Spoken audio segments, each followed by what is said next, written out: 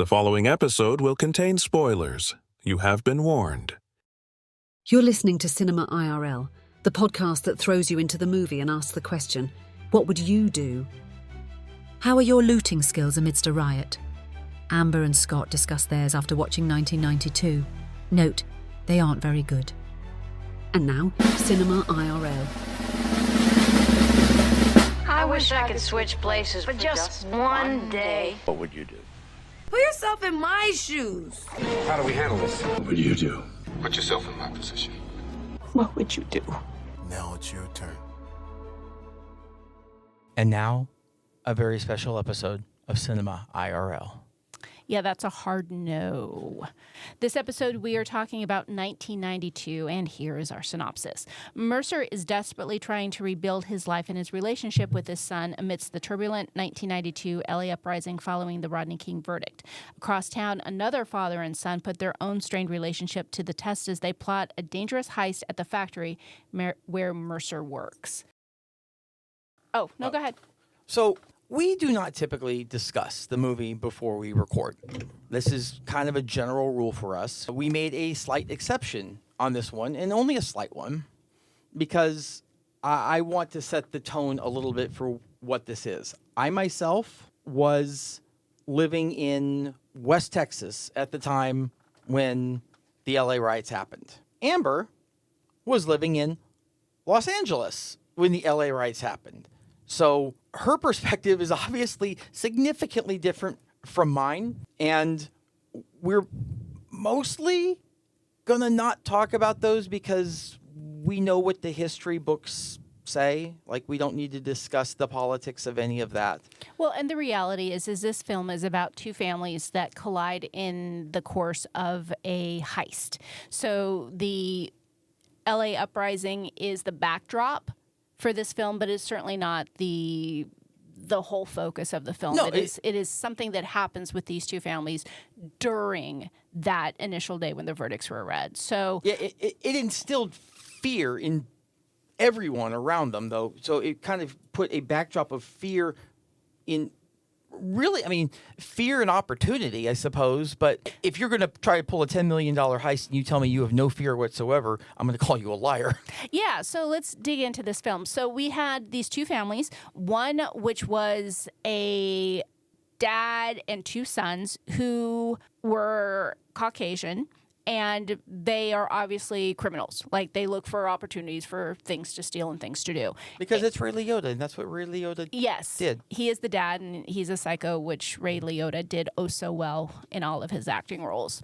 And so they identified that this plant is a good source of platinum that they can sell and be millionaires. That is something I did not know. I learned something new. I did not realize that platinum was required for. I knew catalytic converters were a major target for theft, right? But I never really understood why. Now I know. Yeah, they've always just kind of said there's something in catalytic converters that's valuable, but actually going into the fact that there was this plant that, takes the platinum and puts it into bars and whatnot. So I really need to find out later exactly what the platinum does. Like, why does it have to be platinum? Yeah. And then our other family is an African-American family, and the dad has recently been released from jail. Been out for 6 months. And is trying to really go down the straight and narrow and not go back to who he was and what he did before. And you can tell by some of his interactions that he had some sort of gang ties or at least some sort of nefarious criminal ties. And he's trying to stay clear of that and provide a good upbringing for his son. And it kind of sounds like the mom and grandma died in some sort of accident, so it's just him and his son. And so the dad, Mercer, he happens to work at this factory that is being scoped out by the other family. You're looking at me. Okay, so I'm going to keep talking. Yeah. Well, so there's a lot of what would you do here in this family, because number one, there's the dad trying to look after his son, and the son who is resisting every little bit of it. Well, I think there is a key point that needs to be noted here. The son was apparently mostly raised by his mom and grandma. Right. And we don't know exactly what it was, but there was some form of an accident, and they are now no longer with us. That is literally what I just said. Oh, man, I zoned out hard there, apparently. Glad to see you're so captivated. Woo! Hopefully our audience is paying a little bit more attention. So we could look at that as a what would you do, and we can also look at the other family and the fact that the dad, the patriarch of the family, is a scary mofo, and nothing and no one is going to stand in his way of being a millionaire and getting all of these platinum bars. Actually, that was kind of weird because at first, when we first saw him, he kind of seemed like he was the reasonable one. Yeah, he's like, this I ain't looking to get thrown in jail here automatically because this thing's too damn hard. Like he thought it was too damn hard. It was, and because of the backdrop of the LA uprising, police resources were diverted elsewhere, attention was diverted elsewhere, and this plant was left vacant with the exception of one security guard. And so it was an opportunity for them to do the heist that they thought was impossible. So I think from a what would you do perspective, I want to concentrate on the older son, Ray Liotta's son, who was the one that scoped out this job and initially wanted to do it and was all excited when the dad finally agreed. However, he seems, as the film progresses and things start to go wrong, he seems very torn between wanting to be rich but also not wanting to be a bad guy. Yeah. Well, I think he realized that, like, there are degrees of bad guys, and his dad was a higher degree of bad guy than he was. Exactly, because when they first encountered the security guard, one of the dad's kind of, he called them, like, his security blankets. Security blankets, yeah. The two guys that were basically the muscle he brought along shot the security guard. And both of the sons were like, oh, gosh, this is not what we signed up for. Now, in fairness, the security guard went for his gun.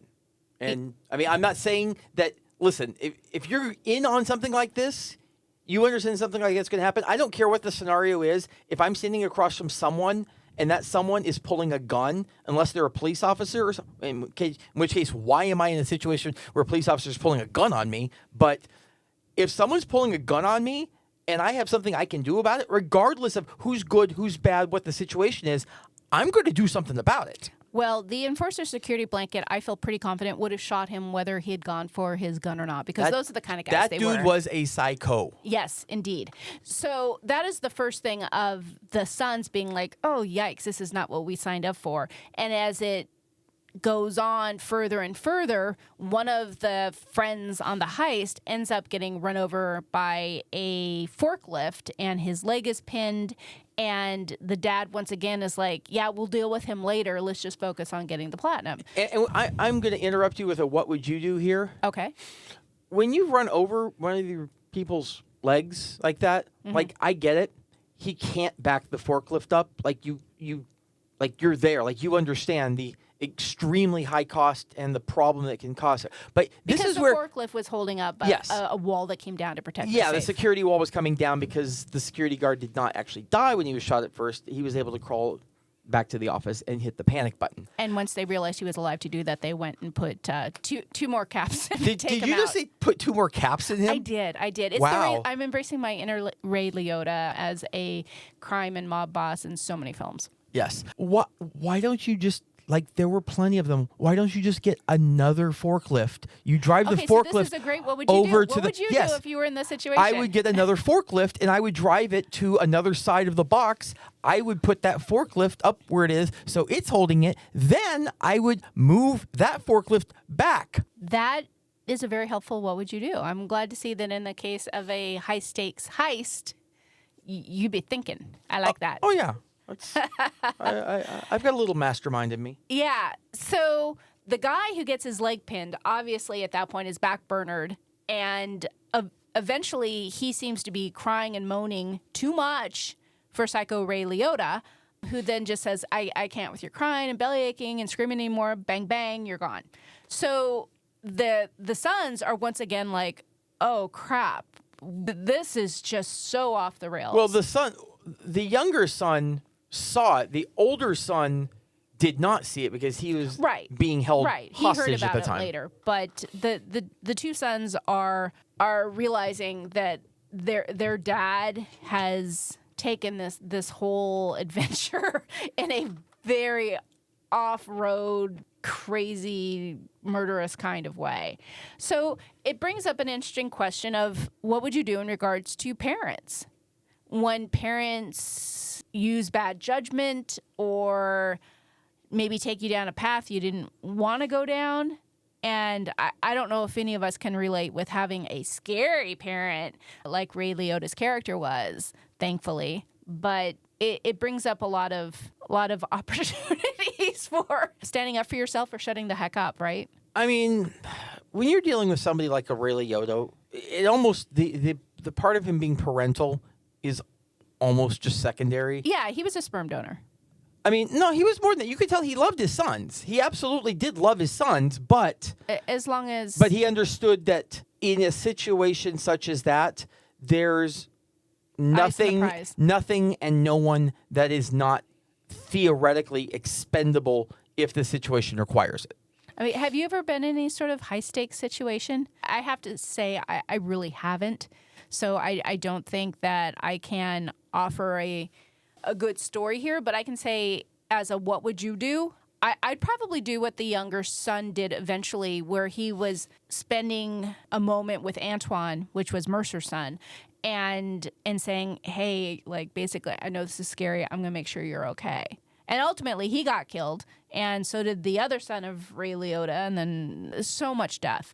But and Ray Liotta ended up, I don't know if Ray Liotta shot the younger one. I know he shot the older one, but I don't. There was some gunfire. We don't know how he got shot, but he got shot. I mean, it was definitely crossfire. It wasn't intentional, but I from a what would you do if you were ever caught in crossfire? These are the kinds of survival things that you really should always discuss in advance, because you just don't know in today's world what situation you might get caught up in. Yeah, being caught in crossfire honestly would be very similar to being in an active shooter situation.